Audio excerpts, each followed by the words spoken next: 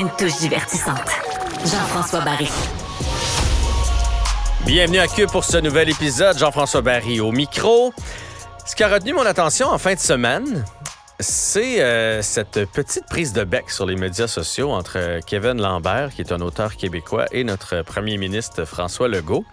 Ça a commencé avec François Legault qui a mis sur les médias sociaux, comme vous le savez, chaque fois qu'il lit un livre, il nous en fait part, puis c'est bien correct. Ça fait la promotion de la culture et de la langue française, fait que c'est parfait. Mais souvent, il se fait critiquer pour ça, à tort ou à raison. Sauf que cette fois-ci, donc, il a dit « J'ai lu que notre joie demeure du Québécois Kevin Lambert, un auteur de 30 ans qui a beaucoup de talent. » Je vous résume un peu son tweet. Là, j'ai enlevé quelques mots pour qu'on garde l'essentiel.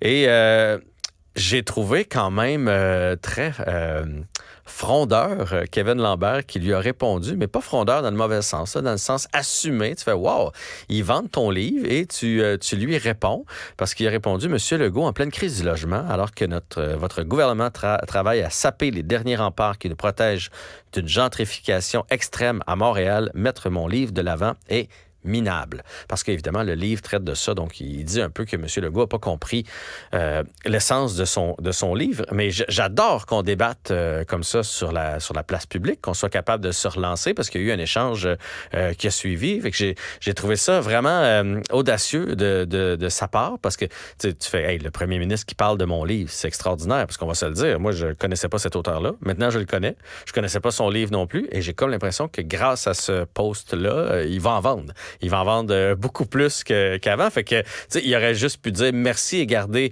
sa phrase pour lui. Mais non, il a décidé d'aller de l'avant et c'est tout à son honneur. Par contre, j'ai de la misère, je trouve, de plus en plus avec le choix de nos mots.